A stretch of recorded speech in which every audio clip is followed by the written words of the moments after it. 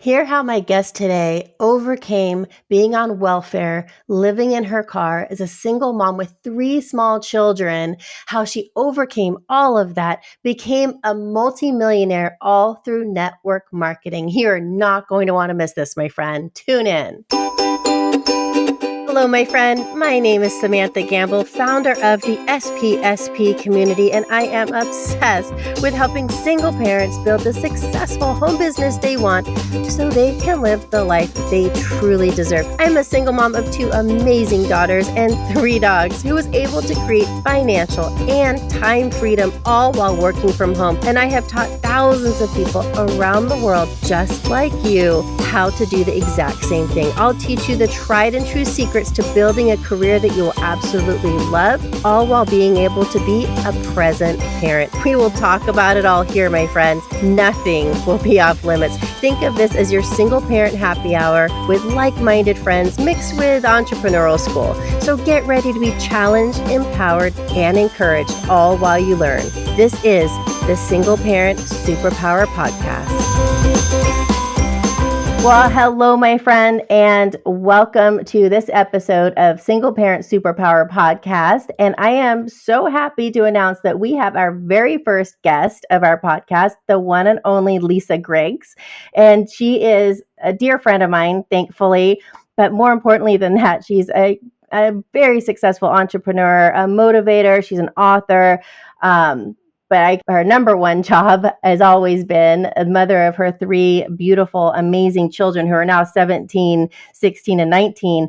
But, Lisa's story, the reason why I wanted to have her on here, especially as our very first guest, is because her story is extremely unique. Yes, she's a single mom who's worked hard and has had tremendous amount of success. That's all true. But she has had a set of circumstances thrown her way in the past that I don't know. I really don't know how, Lisa, how you're able to pull yourself up out of and gain your composure, pull yourself up and make a success of yourself, your career, your family all over again. Back in the late 2011, 2014, you're on welfare. So for 3 years, you're on welfare, and then you're homeless with your 3 children for one of those years. I just have to say you are an incredible inspiration and a great, as I told you earlier before we started recording here, that you are a great example of someone who's greater than their environment. So I really think that your story could really motivate and empower so many people around the globe, especially all of our listeners here today. So thank you so much for being our very first guest.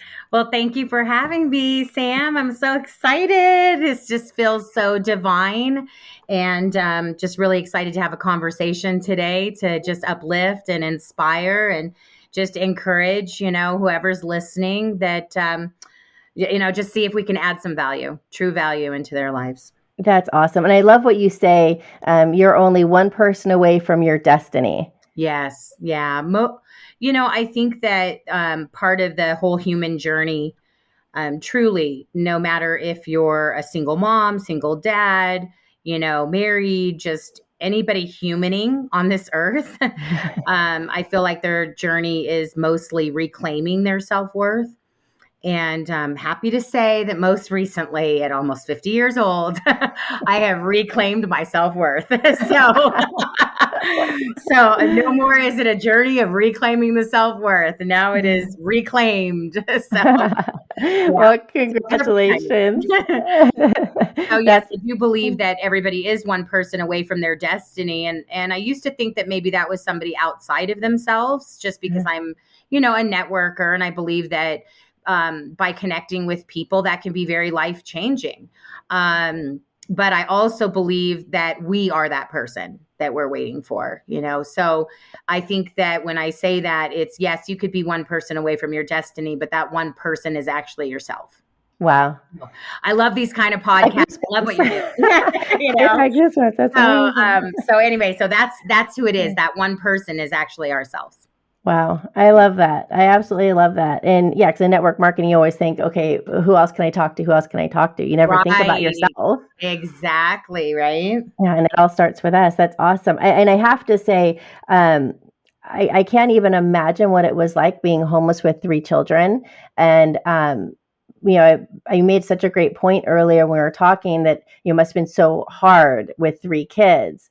But then, then what did you say to me? Well, I think that on the opposite end of that stick of it being hard is also that it can be very easy. And I think that, I think if we look at it like this is hard, what we're going through, then we're going to attract and we're going to manifest more of that. So how do we get to the other side of that stick? How do we get to it's easy? Well, when it's fun, it's easy. And Yeah. so largely my life, thankfully, has been made up of having fun. And how can I do this and still have fun? How can I raise these 3 kids and still have fun? And my kids were a big motivating force for me. I mean, really the largest motivating force for me behind everything that I wanted to do in this industry and everything that I wanted to achieve. Being a single mom and being on welfare was extremely disappointing as a parent. And I never thought that I would be in that position at 40 years old. So, being in network marketing, it really gave me back my sense of dignity as a woman and as a mom, because I had support. I had support of beautiful women around me that were incredible moms and that were very inspiring to me. And I just kept thinking, well, if they can do it, then I should be able to do it. And I think it was just aligning that desire for wanting to be inspiring to my kids and wanting to be good for them that was just a big driving force behind me. It was really the wind at my back, truthfully. Wow. That it didn't have to be hard because I saw that other women were achieving great success in our industry. And I thought, well, okay, then there's got to be something here.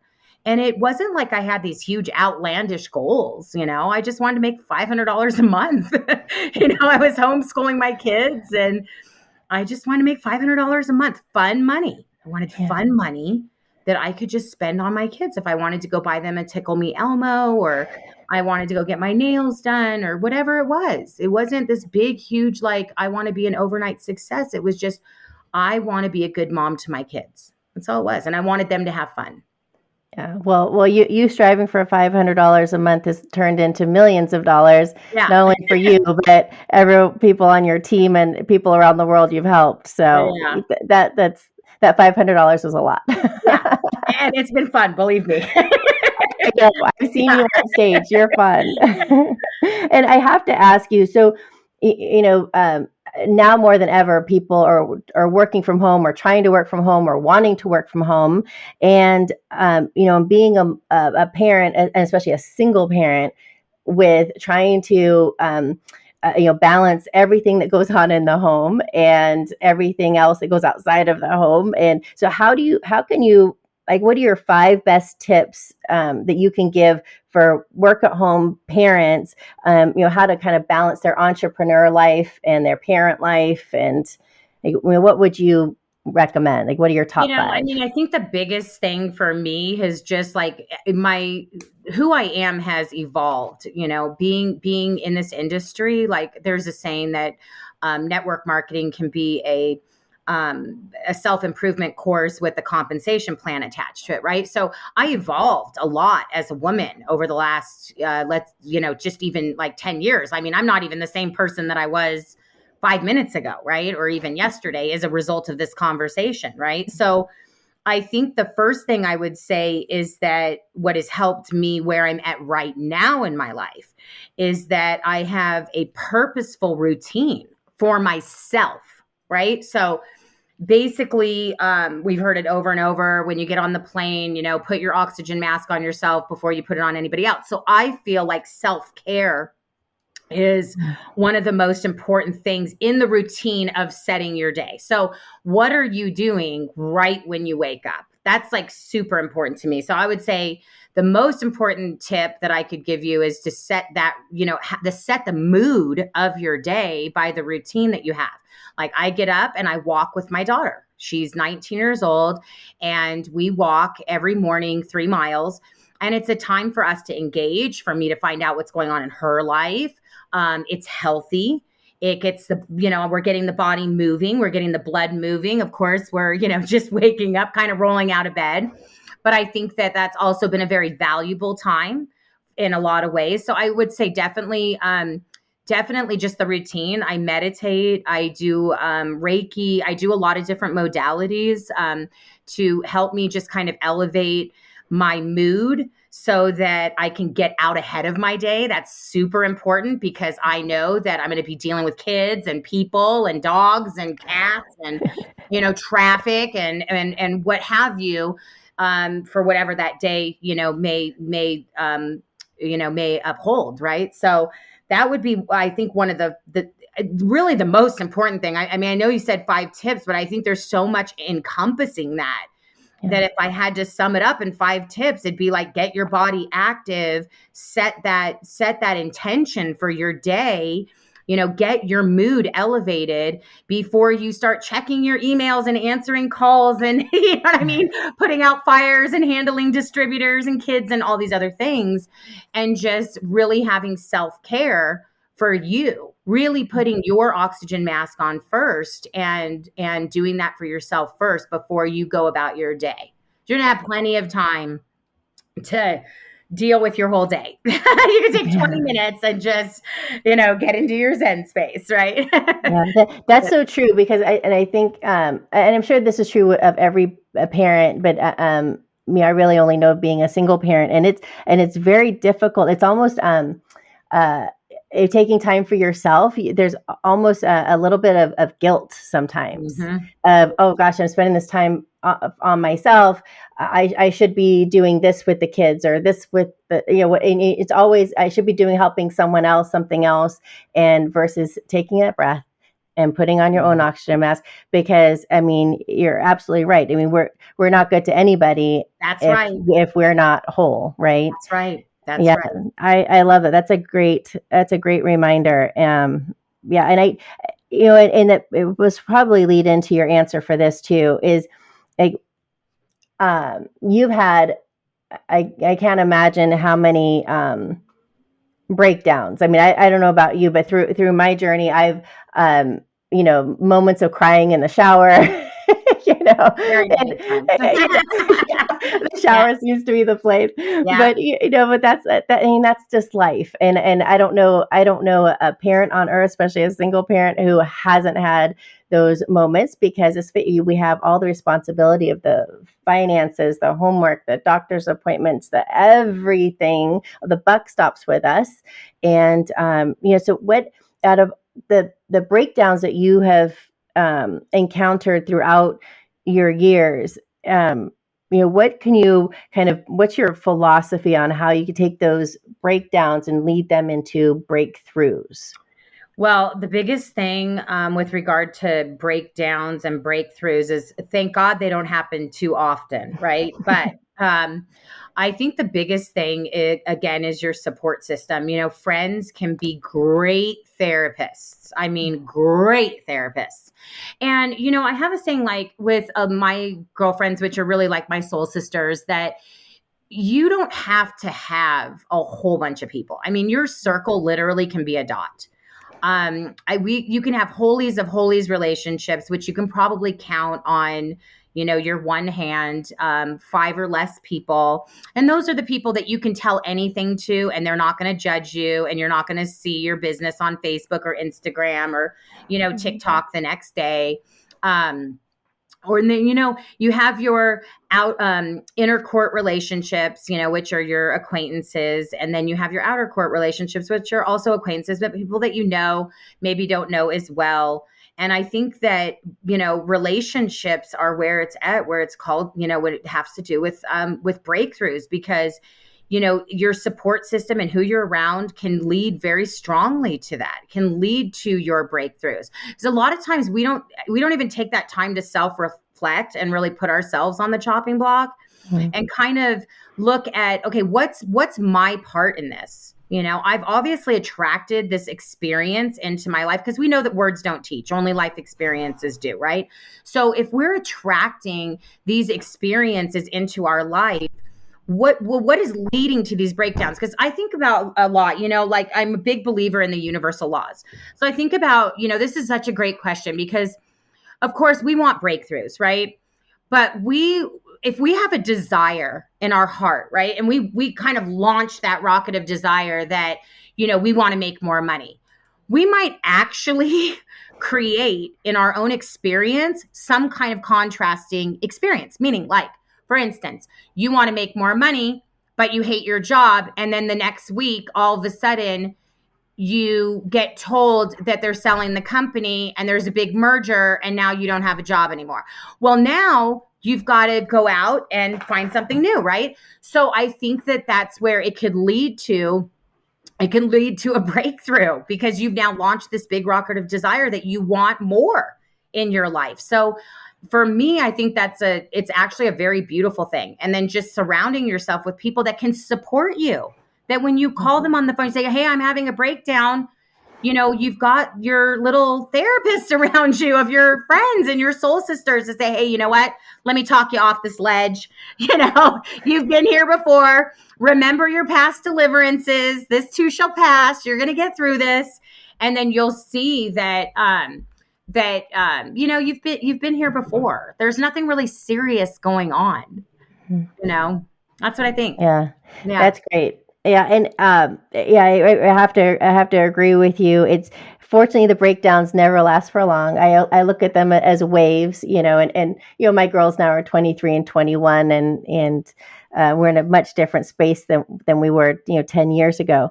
But, fortunately the waves come and they go and you come out better on the other side. Especially what I found is if you're clear on what it is that you want, then your breakthroughs kind of seem to be at the other end of that breakdown.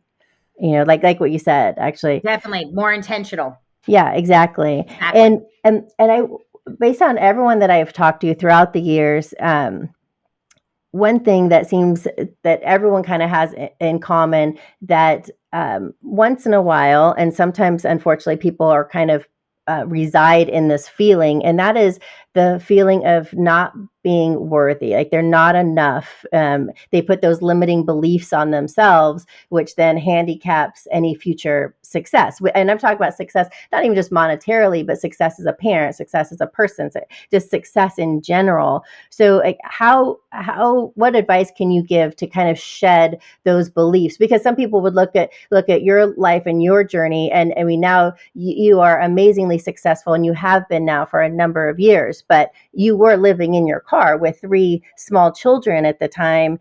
And, if anyone could kind of crawl up in a hole and get in the fetal position and say, oh, I'm just not good at this. I'm not good at life. Look at my situation. This isn't good. And so I could see, and no one would blame you for sinking into that mode. But how do you shed that I'm not worthy, I'm not good enough, and shed that so you can have your unlimited success versus limiting yourself? Right. That's such a great question because I feel like when you say, this question, it's like all I'm hearing in my mind is surrendering. I am a faith-filled woman. I do love Jesus. I love a lot of philosophers as well. Buddha. I also try to live the Tao as much as I can. There's a lot of different great teachings out there. I try to follow Jesus's teachings as much as possible. I think that when I was actually in that place in my life, you reminded me just now because I was there. I mean, I remember not being able to afford to give my kids a Christmas. And I was so broken over that when I was on welfare. And I couldn't afford to even have them for Christmas because I literally got them one gift. And I felt so defeated in that space. And I remember just literally getting into a fetal position. And I heard, in my own inner being, God, however you want to say it, my angels, just speaking to my heart that just because my circumstances weren't amazing didn't mean that I wasn't amazing. And that was directly related to my own self-worth. And I basically just got myself out of the way, my own belief system of my own unworthiness.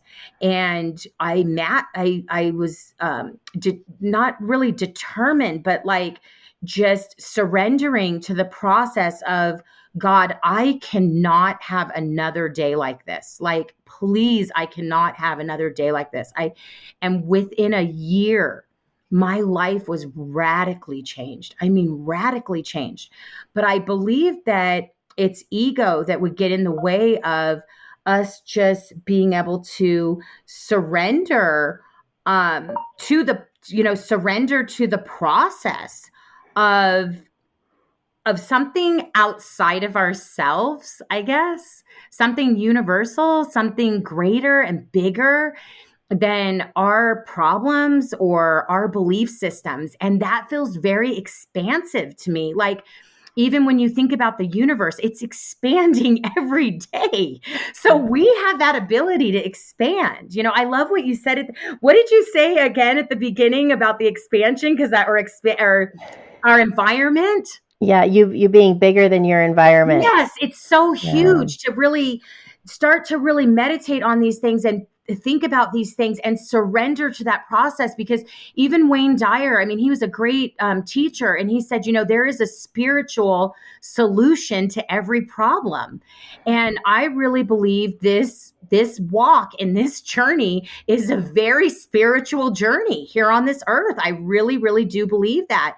And if people would submit themselves to that process of spirituality, they would see that there is a spiritual solution for every problem that they're going through.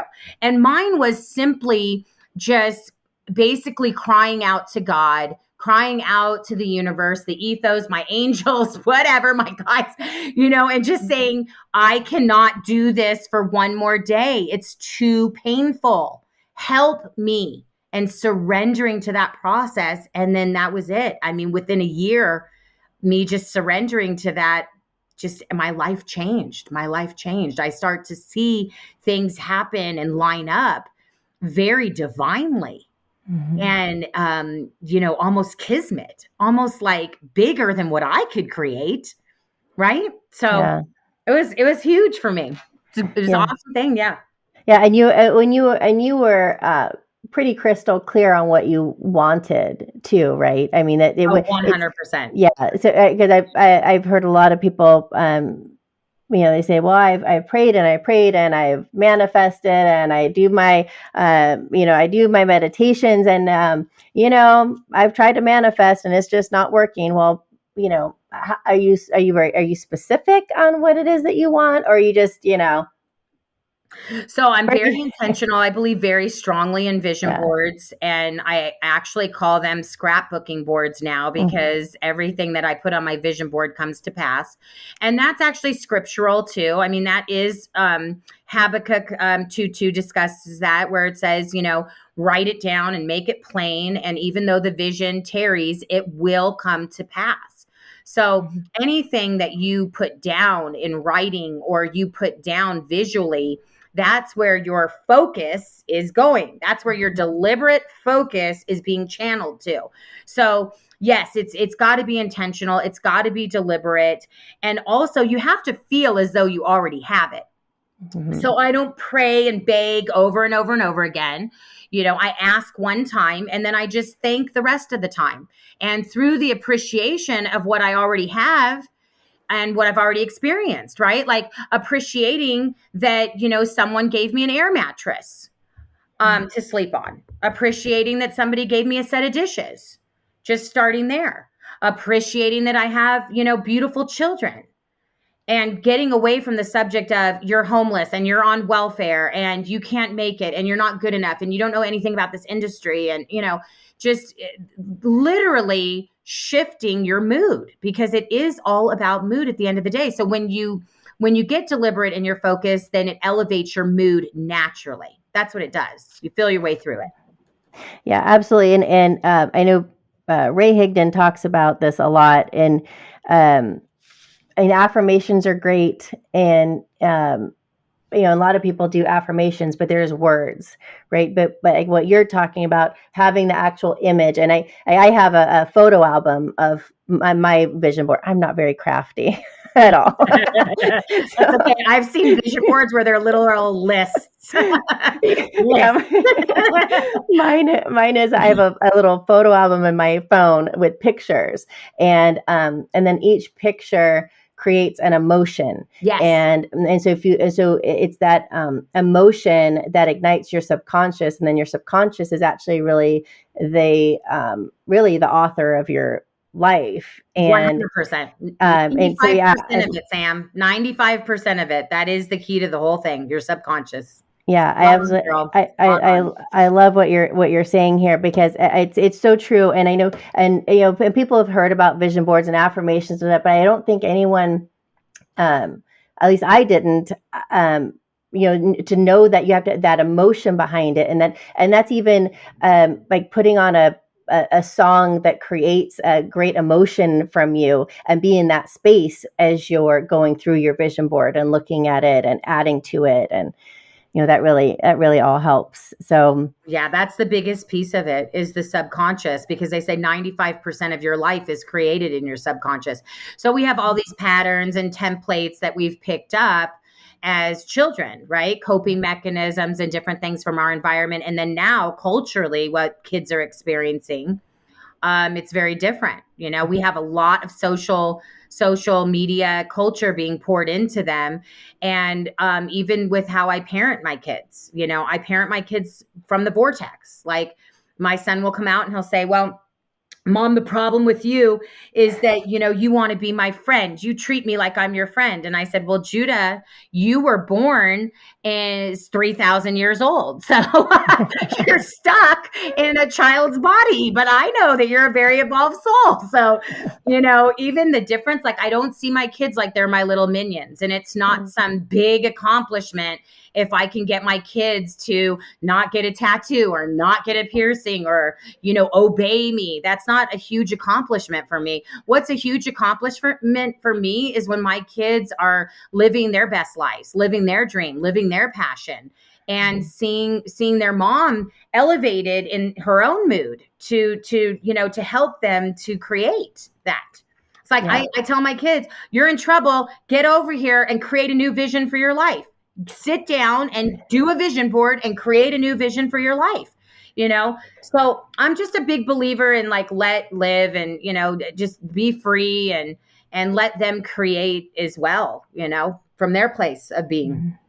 Yeah. Well, and that kind of speaks to the whole reason why I put the Single Parent Superpower podcast together, as well as the SPSP community membership together, to create that community of empowering and support and encouraging each other. And within that, really, getting tips and insights of things that you're sharing and bringing that into this community to help everyone. Because being a single parent, it can be hard, it can be lonely, it can be all the things, right? Yeah. And if you have a community of people that, because I've never had my children do a vision board. They know that I have my photo album. They know I do that, but I've never sat them down even and said, you need to do this. You should try this.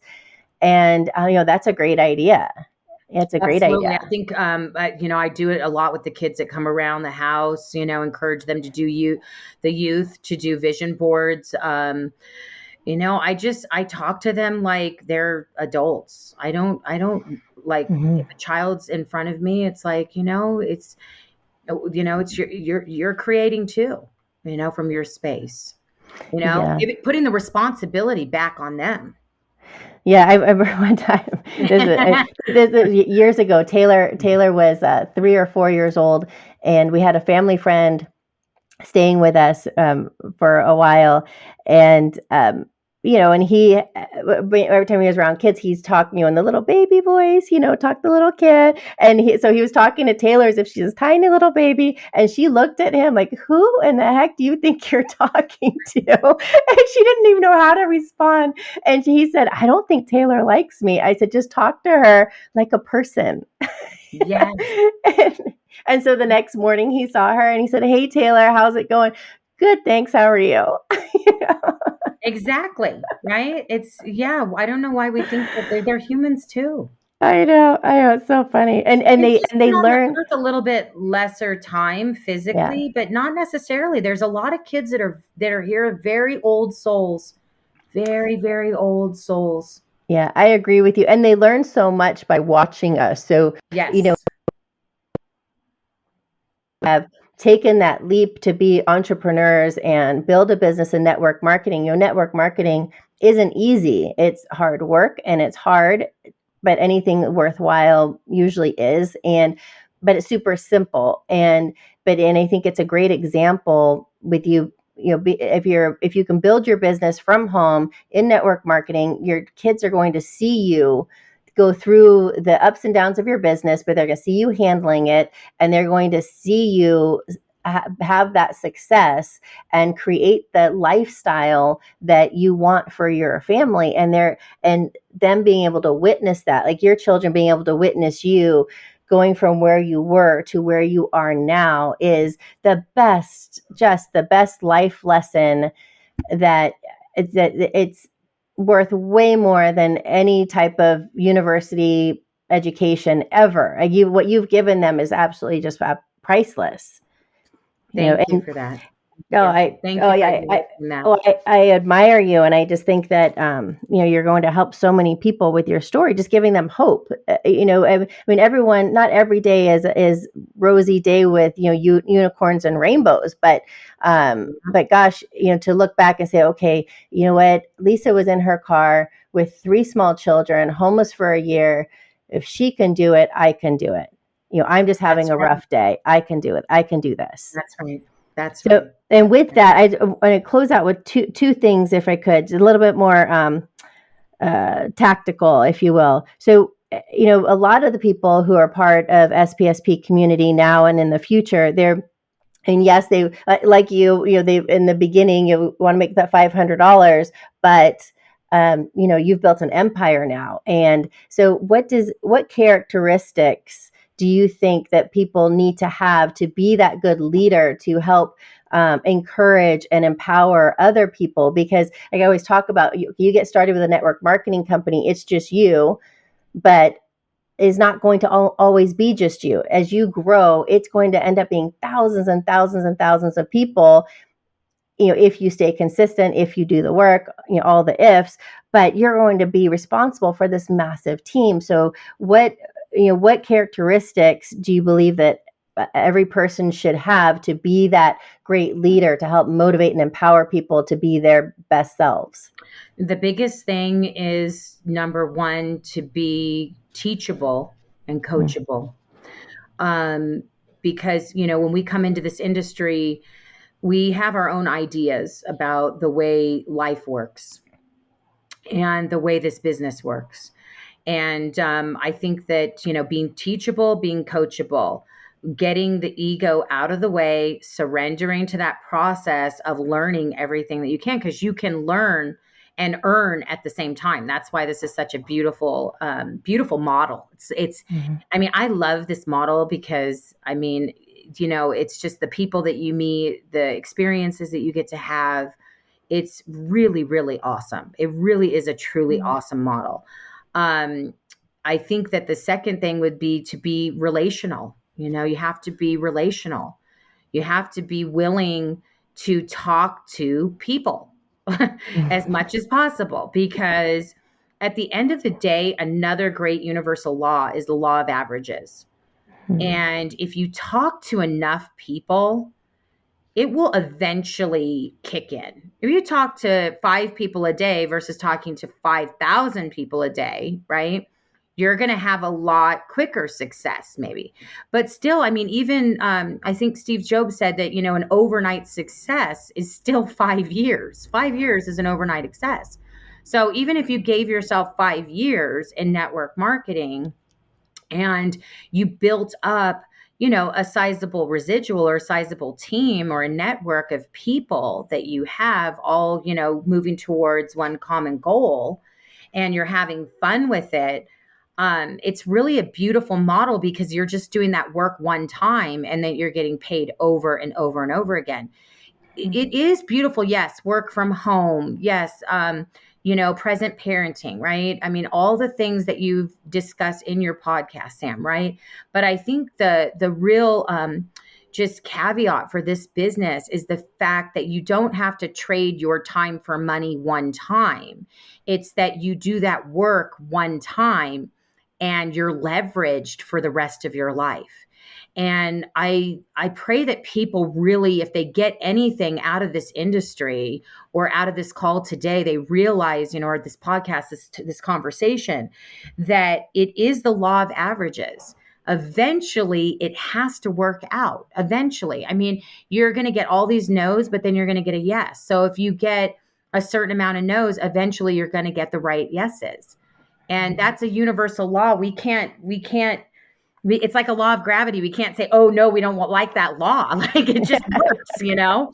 So to me, I think that's the most awesome thing about this industry is that once you get, you really get going and you start to get some traction, you could build something that's a real legacy for your family. And that's really beautiful. Really, really beautiful. Yeah, thank you. Yeah, you're absolutely right. 100%. And then the last thing I'm going to ask, because I get, okay, so me, even when I first got started in the industry, I didn't even know the industry even existed, by the way. I didn't even know. I was so clueless. And the guy who was telling me about it, I owned a shipping company ages ago, and he was one of my couriers, and I sold that, and he became a office manager for a network marketing company. He says, and he knew I was going bored out of my skull. But I didn't go to college. I didn't have an education. So like, what do I do? And he said, you should really come check out this network marketing company. And like, what the heck is that? And he says, oh, it's great. People are making so much money. They're selling this nutrition stuff. And I'm like, okay, I don't know anything about nutrition. I am not a salesperson either. Like that does not sound like it's for me. And then he went on and showed me the comp plan, like a trifold pamphlet, showed me, and it was, lines and levels and generation. I'm like, I have no idea what it is you're trying to tell me here. but I said my first thing, I am not a salesperson, so this is just not for me. Fortunately, I listened to a conference call. I heard people that were just like me, and they were having success. And I thought, okay, well, if they can do it, then I can do it. I just need to be told what to do, and I'll go do it. And sure enough, I did.